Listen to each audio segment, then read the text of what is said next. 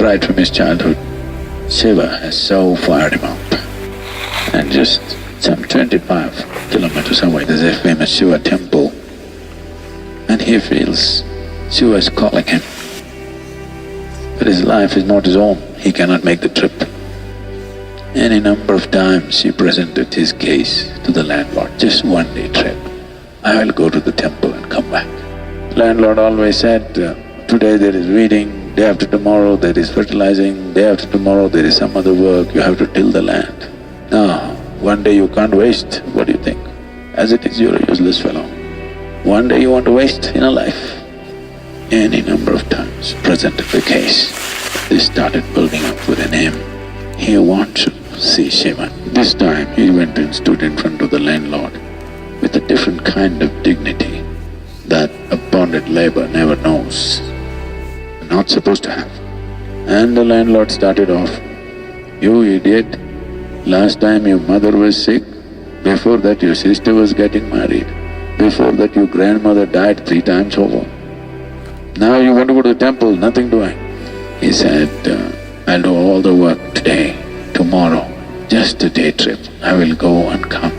Then the landlord, in some moment, just this new dignity in the man, the new energy that was reverberating in him, in a moment the landlord gave in and said, "Okay, go and come back before evening." Then he realized what he's done. Then he said, "Before you leave, all the 40 acres you must till and go. Entire 40 acres you must plow. It's evening. Before morning you must plow and then go to the temple." He was not foolish enough even to attempt that. He just went to bed. His entire system was reverberating.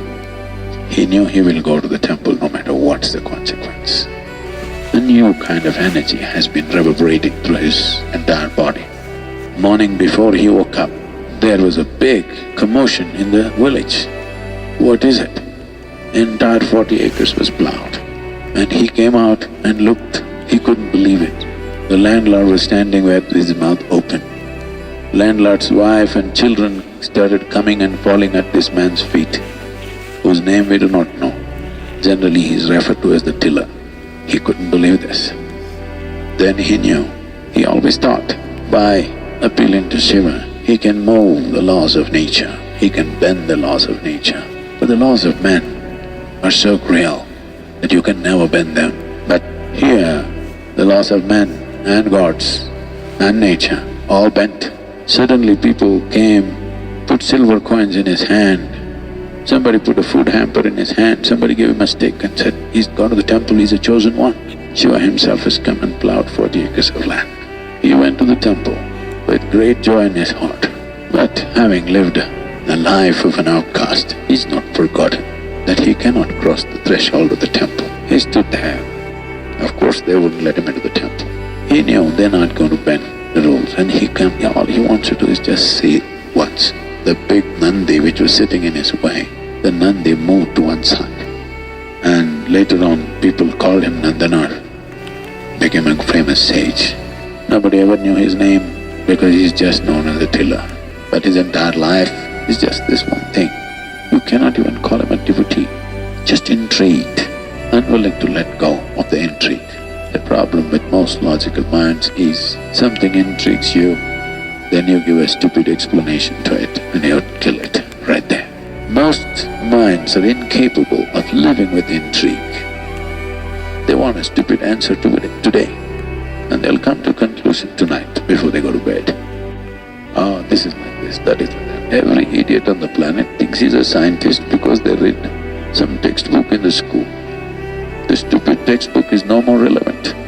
Anybody, any man of science will not accept this stupid stuff anymore.